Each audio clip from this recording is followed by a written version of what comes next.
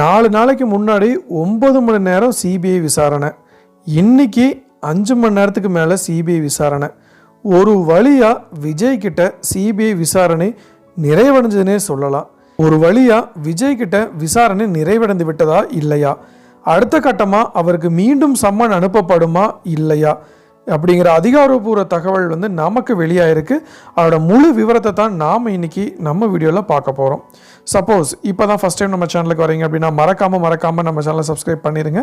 கூட பெல் ஐக்கனை கிளிக் பண்ணுங்கள். அப்படின்னா அது மாதிரி இன்ஃபர்மேட்டிவ் வீடியோ உங்களால் ரெகுலராக பார்க்க முடியும். வாங்க வீடியோக்குள்ளே போகலாம்.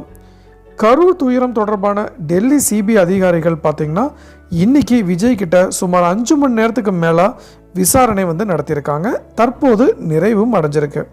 ஸோ அவரிடம் விசாரணை நிறைவடைந்து விட்டதா இல்லை அடுத்த கட்டமாக அவருக்கு மீண்டும் சம்மன் அனுப்பப்படுமா அப்படிங்கிற பல கேள்விகள் மக்கள்கிட்ட எழுந்திருக்குன்னே சொல்லலாம்.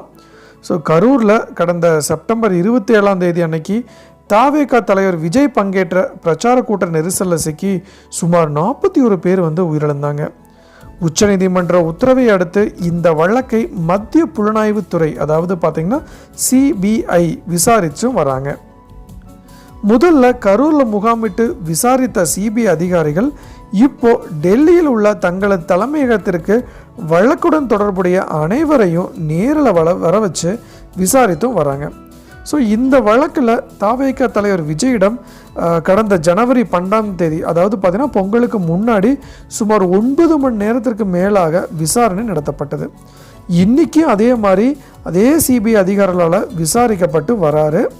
ஸோ பிரச்சார வாகனத்தில் நின்றபடி பேசிய விஜய் கூட்ட நெரிசலை கவனிச்சாரா கவனிக்கலையா, நிகழ்வில் 7 மணி நேரம் தாமதமாக ஏன் வந்தீங்க, கூட்ட நெரிசலின் போது எடுக்கப்பட்ட நடவடிக்கைகள் என்னென்ன, ஸோ வாகனம் ஏன் முன்னோக்கி நகர்த்தப்பட்டது அப்படின்னு பல கேள்விகள் அவரிடம் கேட்கப்பட்டதாக பல்வேறு டிவி ஊடகங்கள் தெரிவிச்சிருக்காங்க.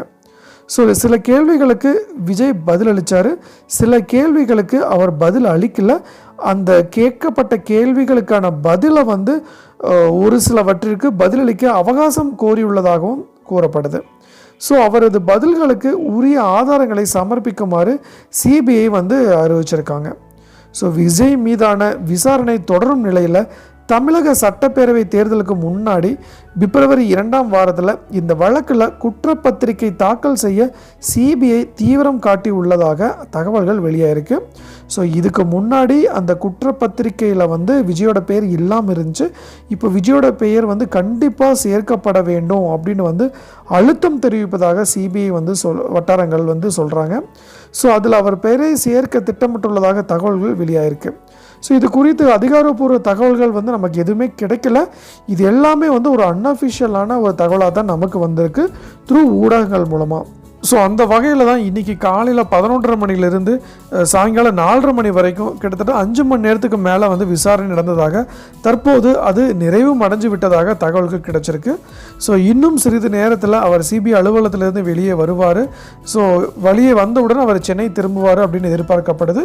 ஸோ பொங்கலுக்கு முன்னாடி அதாவது பார்த்திங்கன்னா கடந்த 12ஆம் தேதி சுமார் 9 மணி நேரம் விசாரணை நடத்தப்பட்ட நிலையில் இன்றைக்கி 5 மணி நேரம் விசாரணை நடந்ததாக சொல்லப்படுது.